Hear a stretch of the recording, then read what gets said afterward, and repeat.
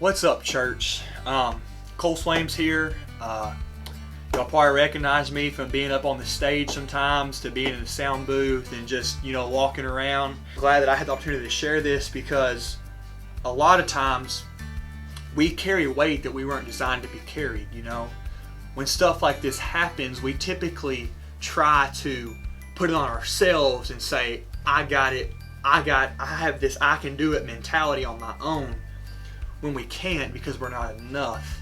So we're going to talk about really trusting God with all that you have and leaving it all out there at the cross, because Jesus didn't die for you to leave you in your struggles. He didn't die on the cross so that you could do it yourself. He has a desire to fight your battles, He has a desire to be there for you and to we just really got to lean on Him. So we're going to be in Isaiah 40 today, and this is one of my favorite chapters in the book, is Isaiah 40, because it's just chock full of stuff, and it really is a guide. But we see in Isaiah 40, 25 through 31, we see God says, and this is Isaiah, he says, "To whom will you compare me? Who is my equal?" asked the Holy One. "Look up to the heavens. Who created all the stars? He brings them out like an army, one after another, calling each by name because of His great power and incomparable strength. Not a single one is missing. O Jacob, how can you say the Lord does not see your troubles? O Israel, how can you say God ignores your rights? Have you never heard? Have you never understood? The Lord is the everlasting God, the creator of all earth. He never grows weak or weary.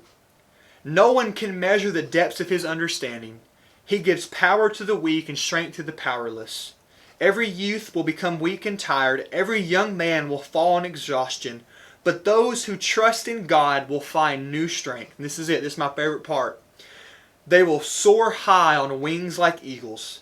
They will run and not grow weary. They will walk and not grow faint." Because the thing that I love about this is God has a desire to see us thrive. And a lot of times we go through seasons or changes or stuff happens and we just think, oh, where's God in this? I've had events in my life where I have truly doubted God because I've been thrown a curveball. And whenever I got thrown that curveball and my life got turned upside down, I developed this I can do it myself mentality. That I'm enough. That I'm strong enough to go through this. Whenever I did that and I had that mentality and I had that focus of, I don't have to trust God. Why would I trust a God that just turned my world upside down? Why would I trust a God that would allow this to happen to me? But the thing is, a lot of times we get ourselves in trouble. We live in a lost and dying world, and we get our own selves in positions where we mess up. It's our fault. And a lot of times God just doesn't step in and save you. He has a desire to prosper us and to see goodness, but a lot of times He'll slap you in the back of the head and say, you need to come back to me, because the only way to live this life is to trust the one who created you. And we think that He doesn't see our troubles, He doesn't see our fear, and that He doesn't see what we go through, but the thing is, He sees it all. And He knows us by name. There's 8 billion people on this world, and God knows every single hair on the top of your head. It says right here in verse 26 at the end, He brings them out like an army, talking about the stars. He brings out the stars one by one, calling each by His name, because of His great power and incomparable strength. Not a single one is missing. Not a single one of you is missing in the kingdom of God. He knows all of you, and He has a desire to prosper you. And He has a desire for you to trust in Him, because we're not enough. And I hate to be the one to burst your bubble, but it doesn't matter how much you bench press, or how much you can eat, or how strong you are, or how many things you've gone through. You're not enough. Your strength will never be enough to get you through the trials of this life. The only way that you can get through is with God. if you come to the realization that you need Him, because we do need Him. He's our helper. We need that freeing because a lot of us are living in sin. A lot of us have shackles and we don't even know it. A lot of us are carrying weight that we were not designed to carry. Maybe you're in a season where you're questioning God, where you're going through a lot, and you feel like there's no way out. And you've seen the tunnel, but you don't see the end of it. You just see darkness. And you think, where's God in this? How can I trust God whenever I have so much on my plate? Whenever I'm having to do this and that and do that and this. And it's just so hard to see that and to trust that because you're in a season of roughness. You're in a season of trials. You're in a season of questioning and doubt. And you're carrying all that weight. And eventually all that weight is going to break you. And when it does break you, it's going to break everybody around you. Because you see, I'm about to get up and do something and show you something, because a lot of times we as Christians, if that chair doesn't fall over, that'd be great. We like to say, okay, here's our weight. Here's my fear. My fear of what tomorrow's going to hold. Because I don't know what's going to happen whenever I wake up tomorrow. So I'm going to carry this fear around and just hold on to it as tight as I can because I'm afraid of what's going to happen tomorrow.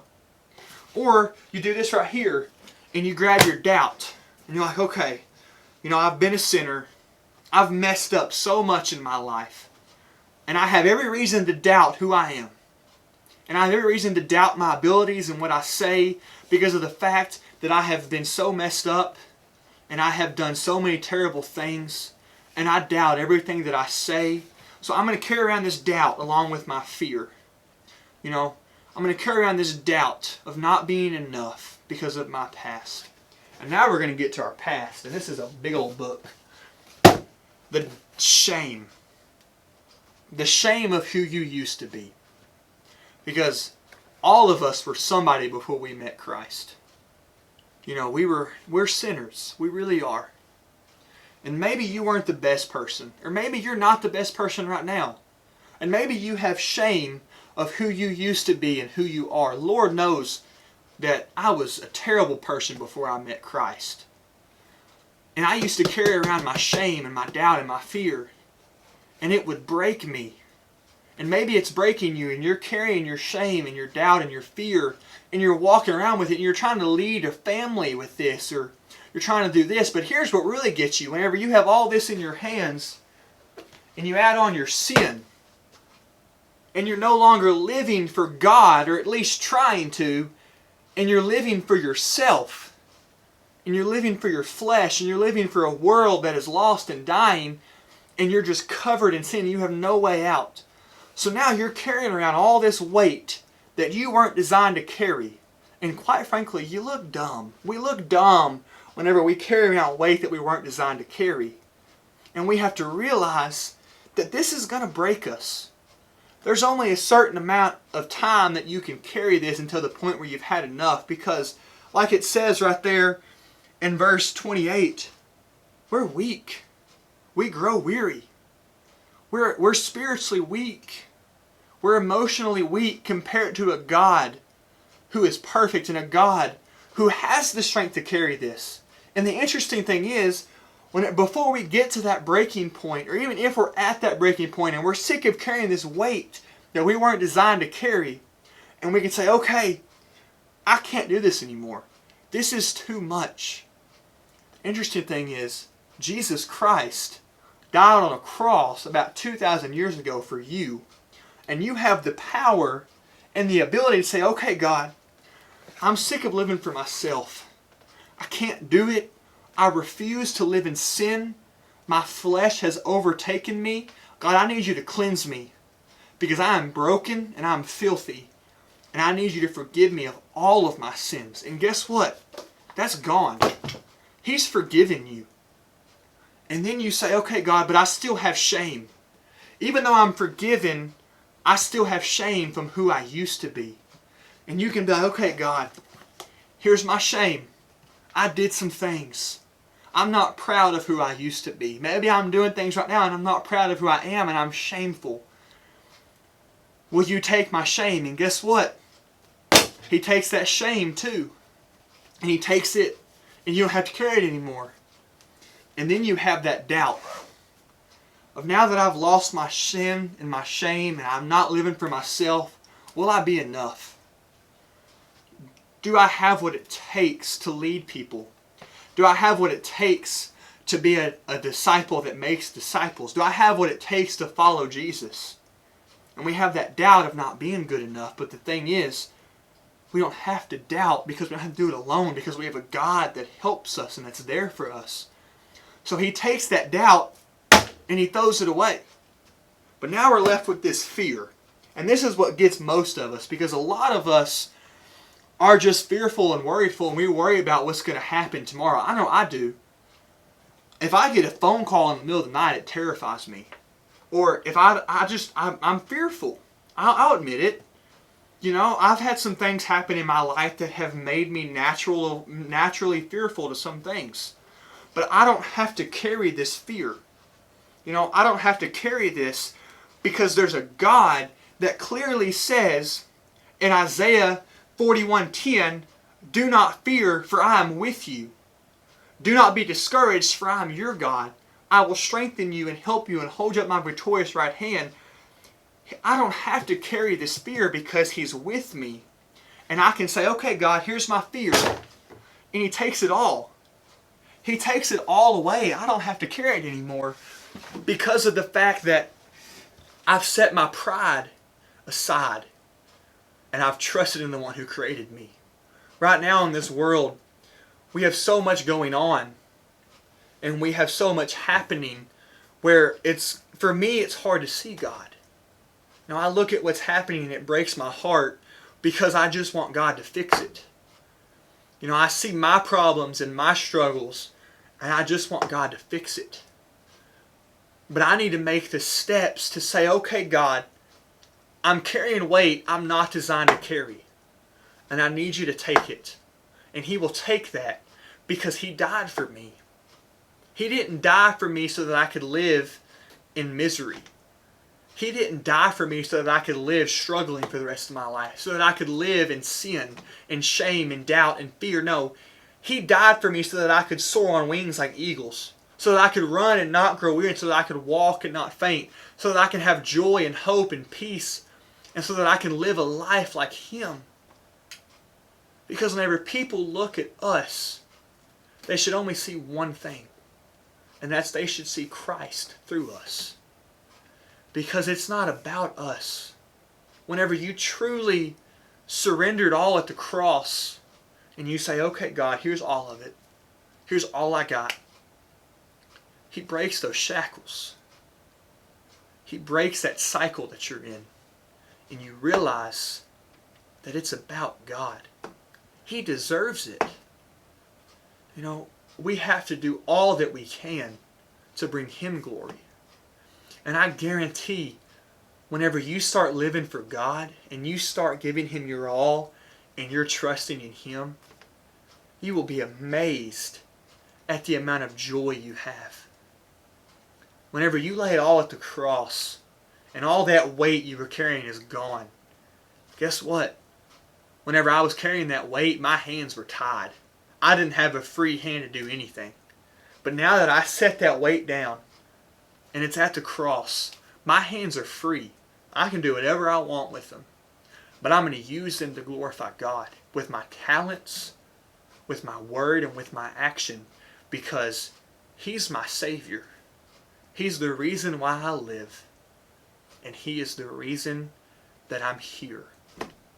So if you're in a season where you just don't see God, and you're having trouble trusting Him, and you don't know what tomorrow's going to hold, and you feel like you're carrying all this weight that you weren't designed to carry, lay it down at the cross.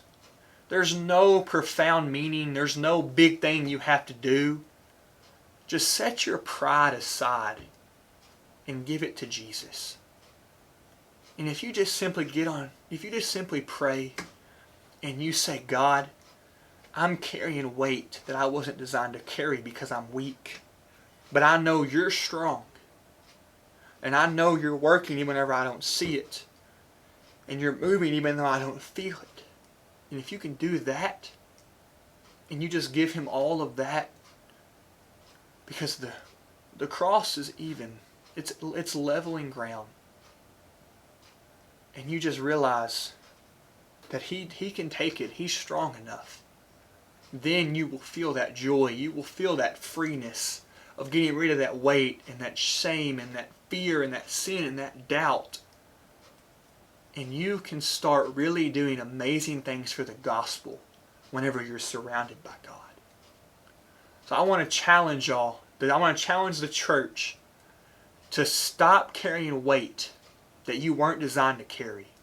Give it all to God and be a beacon for the gospel. Allow people to look at you, to look at the Sharon Church members as we go to Walmart, as we go to our jobs, and as we go to everything, and allow people to see God through us, because that's what it's about. That's what happens whenever you trust God. People will see Jesus through you. And that's when change happens. I've enjoyed it. I've had a great time doing this.